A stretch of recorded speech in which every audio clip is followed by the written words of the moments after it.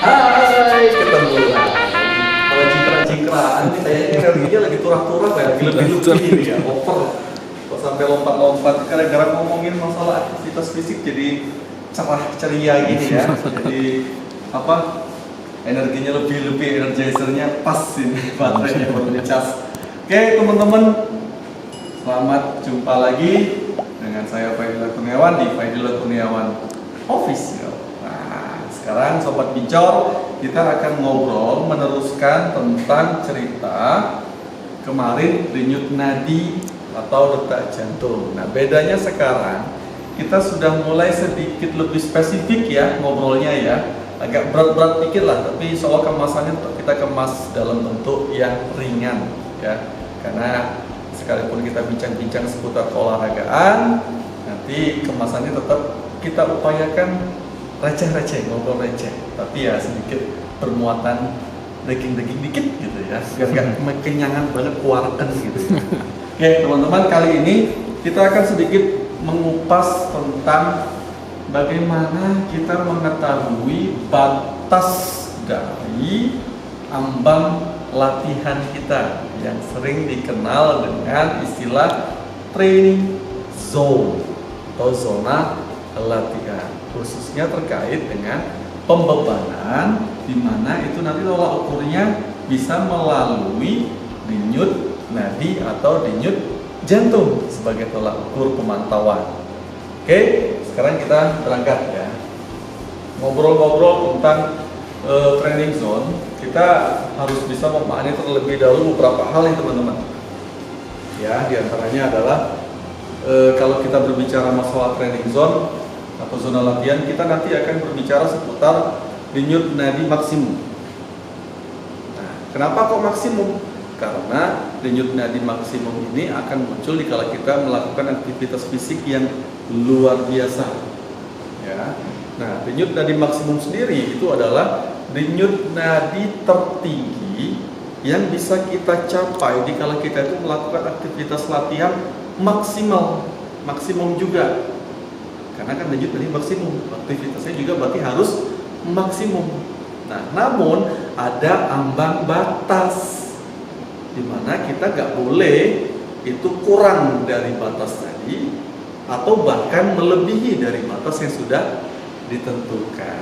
Nah, catatannya seperti apa? Sebentar ya, kita pelan-pelan.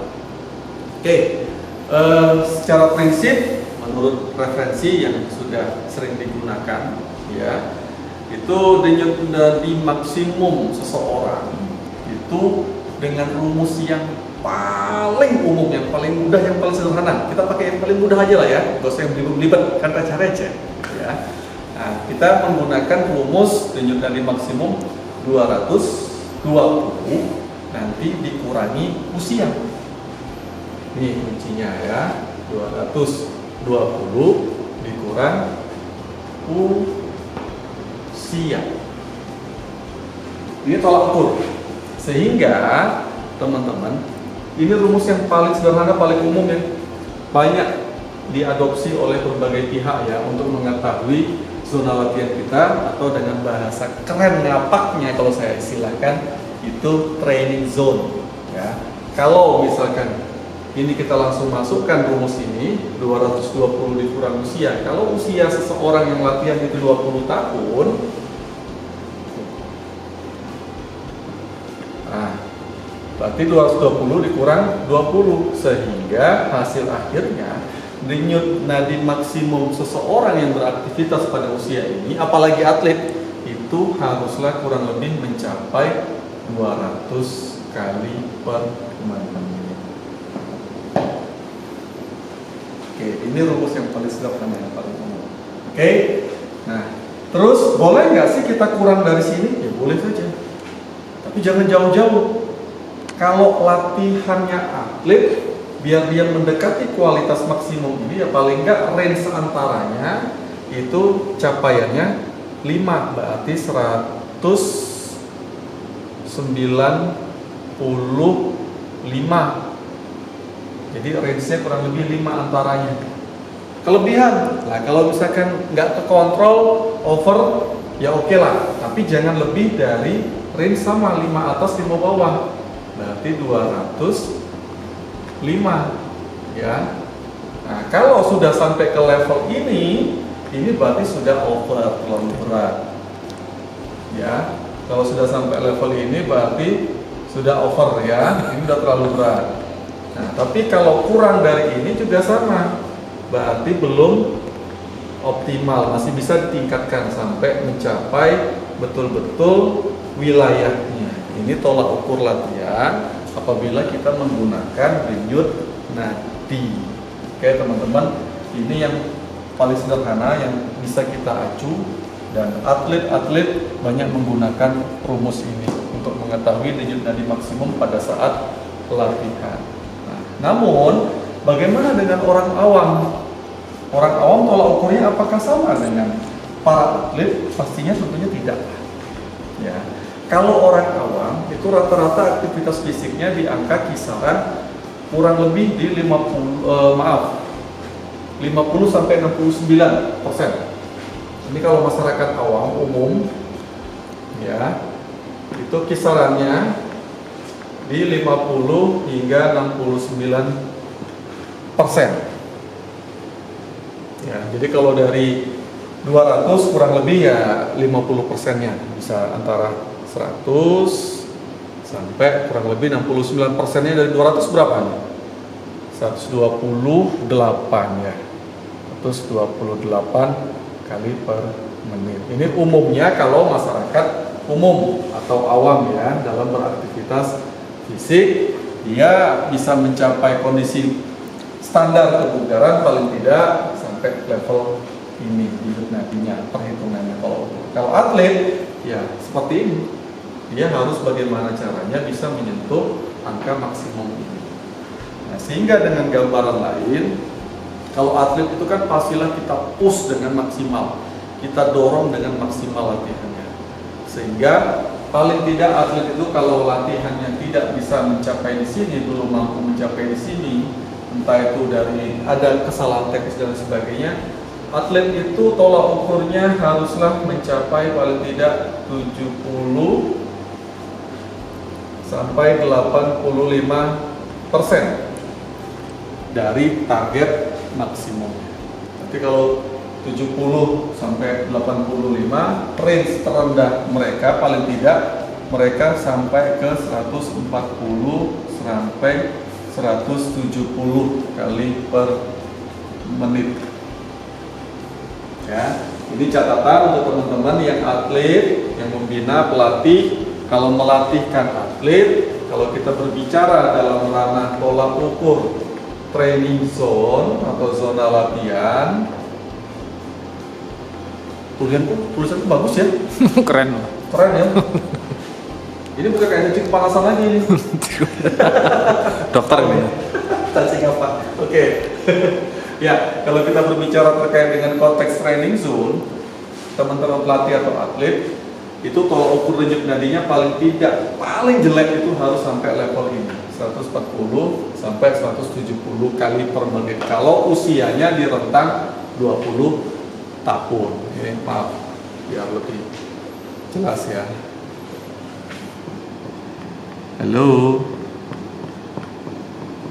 Nah, 20 tahun. Nah, kalau umurnya lebih dari 20 tahun atau kurang dari 20 tahun, menyesuaikan tolak ukurnya di sini 220 ya. Tolak ukurnya denyutnya untuk maksimum itu mencapai training zone itu 220 dikurang usianya. Usianya berapa ini yang menyesuaikan, yang berubah-ubah. Kalau 220-nya mutlak tetap. Ini hukum yang paling mendasar, yang paling umum, yang sering kita pakai, kita gunakan untuk membuat tolak ukur ketercapaian latihan dari perspektif denyut nadi. Gimana cara mengukurnya? Di part sebelumnya kan sudah ada. Bisa kita pantau dengan mengukur meraba pada bagian pergelangan bagian bawah ataupun pada bagian batang leher agak ke dalam jangka waktu 10 detik kali 6, 15 detik kali 4, atau bahkan komplit paket 1 menit. Ya, itu cara mengukurnya. Nah, ini capaian dari training zone. Ini sebagai gambaran, teman-teman. Jadi kalau teman-teman latihan, kalau misalkan atlet, kalau memang misalkan belum pernah mendapatkan pencerahan seputar ini tolak ukur. Bagi teman-teman pelatih juga sama. Ya, ini juga tolak ukur. Jadi jangan sampai kita melatihkan itu tidak melakukan atau tidak menghasilkan perubahan. Ya, kalau tidak ada perubahan, ngapain kita capek-capek latihan? Nah, salah satu tolak ukur yang paling simpel yang bisa kita lihat ini pemantauan. Nah, teman-teman masyarakat awam pun, masyarakat umum untuk latihan kebugaran juga sama. Rumus paling sederhananya sama, namun target capaian prosentasenya yang berbeda. Ya, prosentasenya berbeda. Jadi teman-teman masyarakat umum itu latihan itu banyak bermain di intensitas sedang. Ini 50-69%. Kalau kita yang di atlet dunia olahraga prestasi, entah itu pro maupun amatir, itu latihan berkisar di antara intensitas submaksimum sampai ke maksimum nanti 70-80%, bahkan sampai mendekati 100%. Begitu pencerahan terkait dengan training zone untuk kali ini. Semoga ini bisa menjadi manfaat bagi teman-teman, membuka cakrawala teman-teman, menjadi inspirasi untuk lebih giat mencapai target latihan dengan rumus paling sederhana training zone ini, mengetahuinya dari pola ukur denyutnya.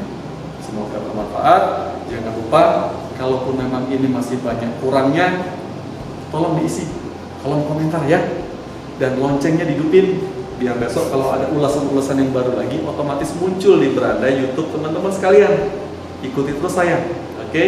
Nah, kalaupun ini bermanfaat, share dong sebanyak-banyaknya, biar semua orang kita tahu edukasi seputar ini.